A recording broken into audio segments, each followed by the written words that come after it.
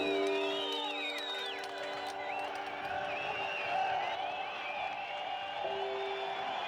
never really left the recesses of my memory because it was such an important event, historically speaking.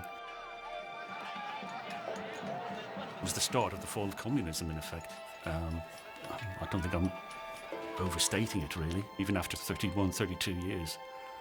Can't forget it, really.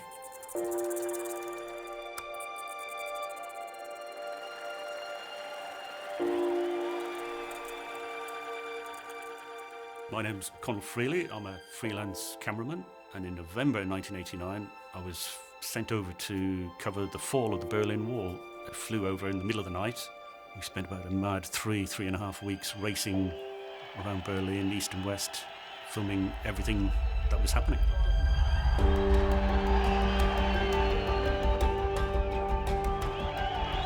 It was kind of an early evening, I guess. Myself and my partner, sound recordist Paul Douglas, I remember we got a call, but all of a sudden it was like, right, you're off to Berlin, there's something happening in Berlin, it looks like the wall might be coming down. ITN had hired a jet to fly us from Gatwick. It's like a proper jet, not a little light aircraft, because there must have been about 30 odd people going over. Other crews as well, not just myself and Paul. Word was spreading very, very fast, and people were starting to gather, and we were sort of reacting to rumours. They're going to knock holes in the wall. We were on the west side. Where's that going to happen? I mean, it's a very big, long wall, so it was like, you know, you want to be in the right spot. We ended up with a big crowd of East Germans right at the wall. It wasn't mobbed, but again, word was spreading. It must have been about 1,000 people or something, and they were battering hell out of the wall. One guy had a pickaxe, I remember, because I saw him swinging it. I thought, good work. But they were attacking with hammers, chisels. You know, the East Germans didn't have a lot of access to, you know, big machinery or anything, so they were using anything they could, really.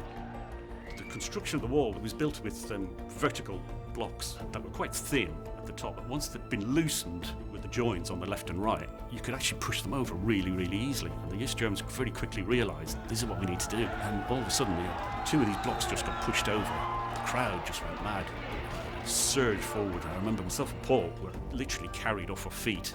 Our feet were not touching the ground as this crowd, who were all really, really happy. I mean, it wasn't intimidating or anything. They just wanted to get through that wall and into the west. I definitely carried on filming as we were surging through the hole in the wall with the crowd. It was like we were flying almost. When we were over there in the thick of it, it was kind of sensory overload in many ways. The mass of people. As a crew, we were almost invisible because everybody was just so focused on what was happening. As soon as people got wind that they could get through from the east to the west and west to the east, it was about knocking hell out of this wall and trying to meet up with your friends and relatives. And I think that was the primary aim of most people at the time, most East Berliners. It was just, you know, 'cause they didn't know how long this was going to last.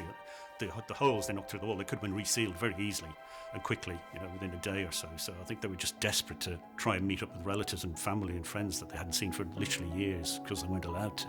You know, I'm sure there must have been reunions going on right beside us, behind us. It was just too much happening. You know, it was too much to take in. You couldn't avoid getting carried away. Everybody was deliriously happy. It was like a big party. A carnival atmosphere, really, because nothing like this had ever happened before. You know, it was the first for everybody, including all of us from ITN. You know, everybody was cheering and clapping, and you know, some people had bottles of champagne, and they were, you know, it's unbelievable. That was when we realised, oh my God, something really big is happening here. It's great for Europe, you know? So it's a great day for the freedom and all that. This is a bit of genuine Berlin Wall that myself and Paul Douglas, my sound op, got. It was actually twice the size, and we cut it in half when we got back from Germany, so we could have half each basically. There was lots of fake Berlin Wall around, but this is the real thing. I'm pretty sure we got this when we were in East Berlin, and the East Berliners were bashing a hole through the wall. It was one of the first holes to be made. I think it was Paul went up to one of the border guards and said, see that lump of rock there? Could we have that? Because he knew it was genuine. It had just been hacked off the wall, so we knew it was genuine.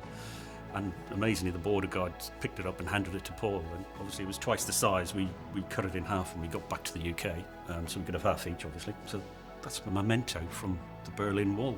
coming down, basically. That is a bit of it. Strangely, it always reminds me of Paul, who sadly has passed away. He was killed in Baghdad in 2007. But yeah, it reminds me of Paul, my sound-op and best mate first, and then obviously the Berlin Wall. It's hard not to remember the Berlin Wall when you see it. Yeah, it brings back lots of memories, really. It was an unforgettable time.